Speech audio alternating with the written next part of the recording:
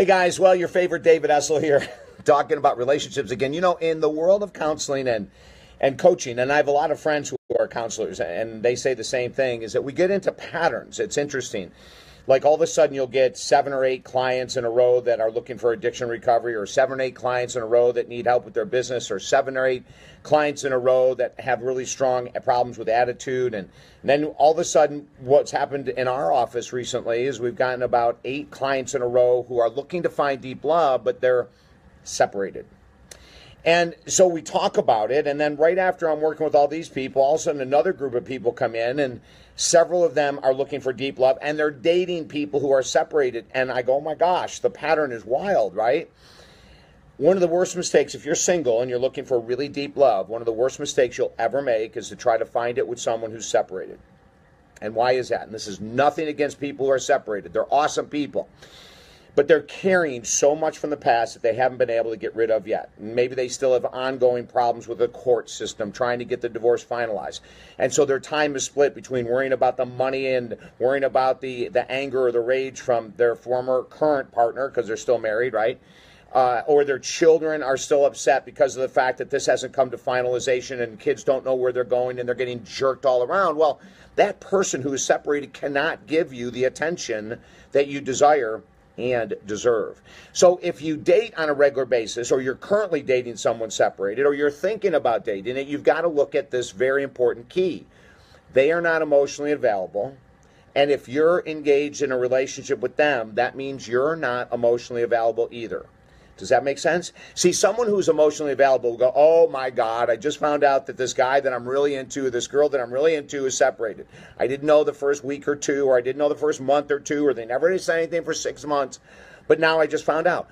That person who is really grounded and emotionally healthy would say, you know what, God, I really fell for you. I think you're gorgeous. I think you're handsome. I think you've got so many great qualities. But whenever the divorce is final, now these are keys that you've got to follow. Whenever the divorce is final and you have put in a year of counseling, call me. If I'm available, I'd love to see you. If I'm not available, then the timing wasn't right. And why do I say that? Why do I have such strong boundaries? Because first of all, that person's got to go through the withdrawal from the relationship. They've got to go through their anger, rage, resentment. They've got to go and look at, with a counselor, what the hell did I do wrong? What was my role in this relationship that failed? Like, that's just honesty, because no matter how crappy someone treats you in a marriage, when the divorce is over, there's always a percentage that that person owns. I've never, in 28 years as a counselor and a life coach, I've never worked with someone who's divorced that had zero role in the dysfunction of their marriage that ended up being a divorce. Never. So you've got to give that person space. You've got to give that person. Now here is one way if you want to date someone who's separated. If you go in and you talk honestly and openly with them and you say, I'll tell you what, I want to date you, but it's just going to be friends with benefits. I want to date you, but it's no strings attached. In other words, we can have fun, we can be with each other, but I'm going to see other people because I'm really looking for a deep relationship. That's one way to look at it. The other, which I highly recommend, if you really want deep love, is to let the person go, follow the advice I gave earlier, and then when they're healed, and if they ever heal and they come back to you, if you're free, you can see, right? Now, there is one person who was separated that created a deep love relationship, and it was 1947. It was a woman, I think it was in Arkansas. I'm just teasing. But, you know, the odds are very rare that you'll ever be able to create deep love with someone who's separated, you know. So, hi, Catherine. You know, and you're right, and also not recently divorced. You know, I really think if you're looking to be with someone, is that they've got to be divorced at least a year, and they have had to spend time with a professional counselor to let go of their rage, anger, resentment at their former partner, and also to look in the mirror and take responsibility for their role. You know, there was this young woman I'm working with right now who's separated for 6 months. She didn't want to be alone anymore. She came in asking me to help her how to do a profile on a dating site. She showed me the profile. It sucked. It was terrible. And I had to rewrite it with honesty. And this is what she wrote, and I'm going to paraphrase it. But she wrote this: I'm currently separated for 6 months. I may not be ready for a deep love relationship, but I would like to have companionship. If you can handle that, because there's a lot of stress in my divorce, contact me.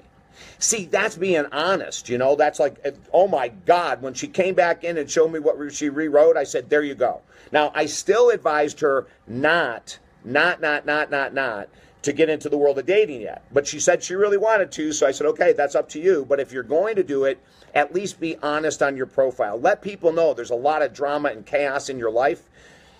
And then if they want to have a part of that, I guess that's up to them, right? But if you need help, I'll put my website below. It's talkdavid.com or davidessel.com. And this is nothing, I'm not knocking separated people. I'm not knocking recently divorced people. Not at all. I'm just saying that 99% of the time, these people are not emotionally available to give you everything you desire and deserve in love. Okay? So, and if you're looking at divorced or recently divorced and separated people to date, you really got to look inside and say, why am I going after someone whose the odds are they're not emotionally available? Why is that? What part of me is not emotionally available? Is this a safe person to date because I know that if it doesn't work, it's okay? You know, is it safe because they're not available either? Think about those things. And if you need help, go to the website, okay?